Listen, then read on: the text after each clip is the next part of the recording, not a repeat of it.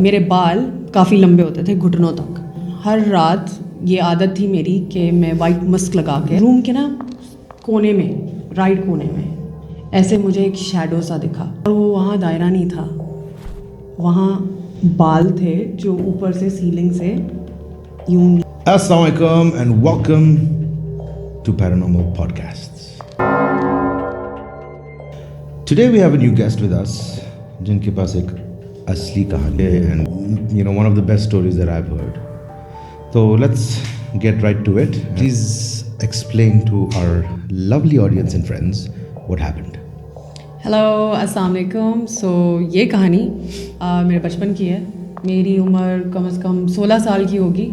मेरे बाल काफ़ी लंबे होते थे घुटनों तक। हर रात ये आदत थी मेरी कि मैं वाइट मस्क लगा के I used to go to bed.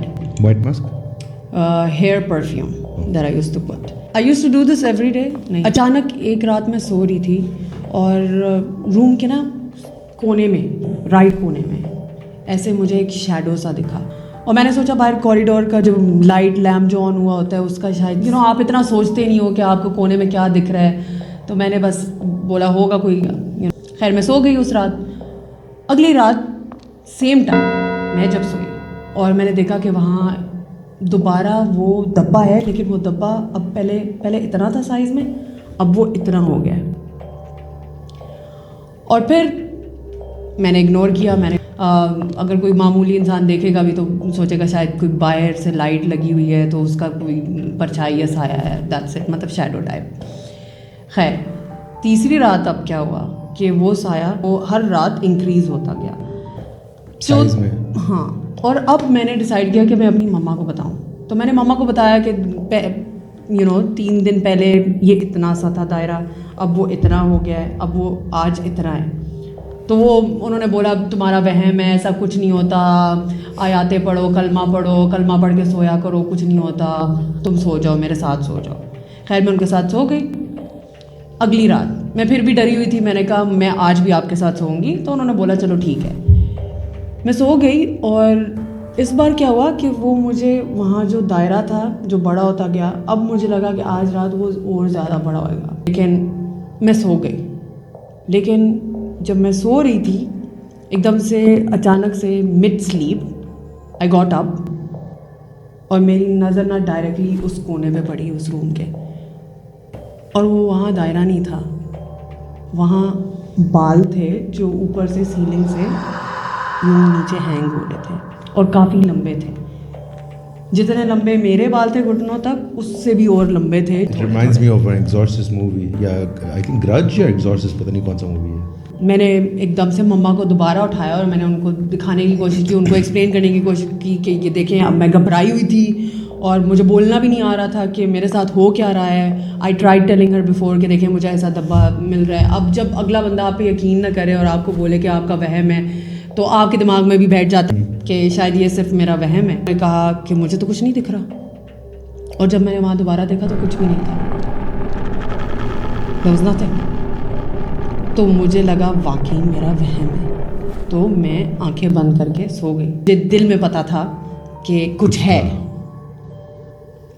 लेकिन ये बात अब मम्मा को कैसे एक्सप्लेन करूं, that was challenging for me. मुझे काफ़ी कहानियाँ पता है जो बच्चे, मुझे काफ़ी स्टोरीज में लोग आते हैं मुझे बोलते हैं कि ये कहानी मैं मम्मी पापा को सुनाता था, लेकिन शुरू में कोई बिलीव नहीं करता, लेकिन जब तक कुछ हो ना।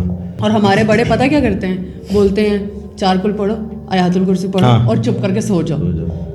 शायद ये आपका वहम है, हॉरर मूवीज़ कम देखा करो, ज़्यादा मत सोचो, अंधेरे दूध पियो और सो जाओ, यही कहते हैं सब। अच्छा। खैर अगली रात, और इस रात भी मैंने इंसिस्ट किया कि नहीं मम्मा मैं आपके साथ ही सोऊंगी, because I was just a kid और मैं डरी हुई थी। अब ये डर ऐसा है कि पता भी नहीं है कि कुछ है कि कुछ नहीं है। अब 5वें या 6ठे दिन पे क्या हुआ कि एकदम से मैं सुकून की नींद आज सो रही हूँ, मम्मा मेरे साथ हैं, और एकदम से मेरी आँख यूँ खुली और मैं देख रही हूँ कि मेरी मम्मा चिल्ला रही हैं और यूँ कर रही हैं, she is moving her hands on top of me, और चिल्ला रही हैं और मैं बोल रही हूँ क्या हुआ, और उनको मेरी आवाज़ सुनाई नहीं दे रही क्योंकि वो एक ट्रांस में चली गई हैं इस वक्त, और वो बस मेरे ऊपर यूं यूं यूं कर रही हैं कि नहीं करो नहीं करो, छोड़ो छोड़ो, पीछे हो पीछे हो।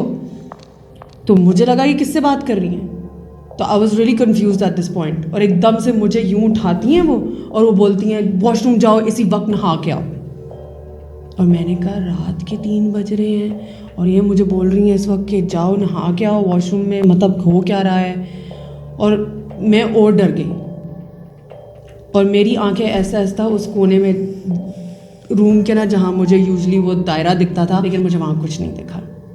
और मैं गई, जैसे मामा ने मुझे बोला कि जाओ शॉवर लो, मैंने शॉवर लिया। मैं वापस जैसे ही आई, मामा ने बोला हम लोग एक अंकल को मिलने जा रहे हैं। अब एज अ किड मुझे नहीं पता कौन अंकल हैं कैसे हैं। मामा मुझे एक अंकल के पास ले गई, और अंकल जब हम लोग मिलने गए तो उन्होंने तस्बीह पढ़ रहे थे। उनका घर बहुत अजीब सा था, काफ़ी मतलब डार्क एनर्जी थी। फिर वहाँ से हम वापस आए, मामा ने मुझे बोला सो जाओ। और जैसे ही सुबह हुई और वो मुझे ले गई कि मेरे बाल कटवाने, और तब से मेरे बाल छोटे ही। इतने लंबे बाल? इतने ही हैं, दोबारा लंबे बाल नहीं रखे मैंने। क्यों? अच्छा, तो ये पूछा exactly this is the question that I asked my mom and I have been asked few months later. मैं बैठी और मैंने मम्मा से पूछा कि बताएं हुआ क्या।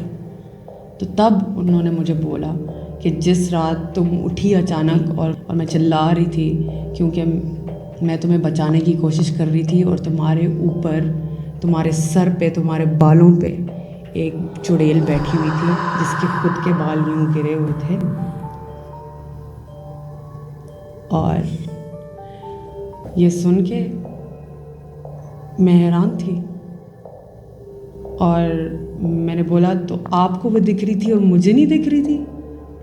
उन्होंने बोला हाँ, कि अब मुझे समझ आई कि जब तुम एक्सप्लेन करने की कोशिश कर रही थी तो मुझे नहीं दिख रही थी, और जब मुझे दिख रही थी तो तब आपको नहीं दिख रही थी। फिर आप लोग उधर ही रहे या शिफ्ट किए? नहीं, हम वहीं रहे। कितनी देर? कुछ महीने। और लेकिन ये है कि उस दिन से बाल कटे हैं और आज तक उतने तो बस ही बाल यही एंड है, हैं। उसके बाद कुछ हुआ है? उसके बाद कुछ नहीं हुआ, दिस इज द एंड। मतलब बाल कटवाने पड़े और घर चेंज करना पड़े। Anyways guys, thank you so much. Inshallah I'll see you the next episode. Subscribe, like, share, जो भी करना है करो please. Allah Hafiz. Thank you, much love.